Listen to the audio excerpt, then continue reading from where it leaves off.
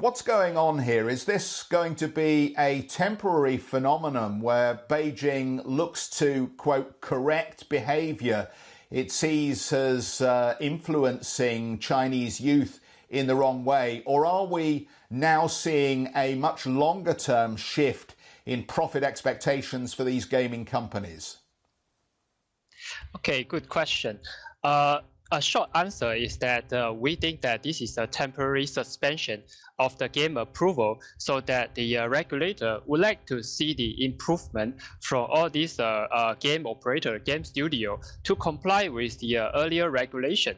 And the long story is that this is part of the regulation, three types of regulation that the Chinese regulator put on the online games. So these three types are: number one, control the number of games being approved. Number two, the screen time for the minor. And number three is the content, the quality of the content of the games. And if we date back all these changes, all these regulations, we can see that from early 2018, the Chinese government has already started the regulation on the game. The main reason was that the impact on the social impact on the minor is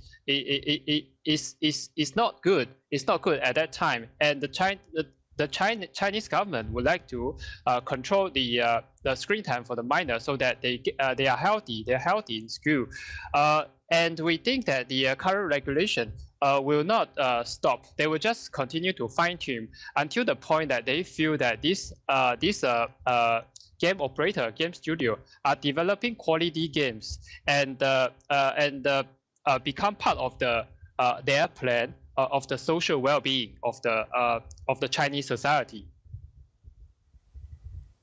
Well, we've already seen Cathie Wood over at ARK Invest shift her investments in China, saying effectively that she's only going to place her bets on companies that seem to be perceived as in a good light by Beijing. I think she's finally caught up with the whole idea of Guangxi and how that actually works. But for other investors who are still in gaming companies, is it effectively game over if they're looking to make near-term profits? Okay, I think the Chinese government, by controlling the number of games approved each month, it will make the planning very difficult for small players. So for big players like Tencent, you see their main revenue for the game for the online game came from these few games like Honor of the King, the PUBG, or the Chinese in China it is a Piece of Elite, and the League of Legends.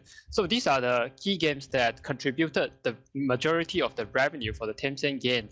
And don't forget, for Tencent, they have very big segment other than games, like social network, like fintech, like advertisement. So we think it's safer for the big player than the smaller player. The big player with a diversified, with technology-driven business model.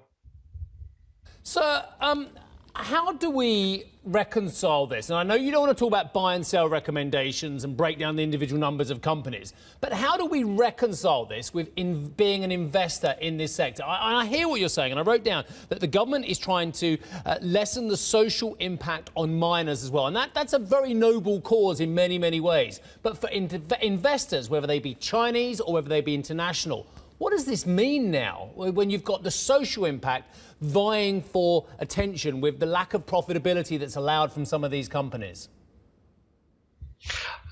Okay, if you are looking at this industry, looking from the investor point of view, I would avoid small game studios for now until it gets clear that what is the end of the tunnel for the regulation, for the change of regulation. So I think the key date to look out for is the October next year, when the Chinese Communist Party will hold their 20th conference. We think the regulation will somewhere stabilize by then. Hi, I'm Joanna Bersecci, and thank you for watching. You can check out more of our videos by clicking on the boxes on the screen. And don't forget to subscribe to our channel for more from CNBC International. Thank you for watching.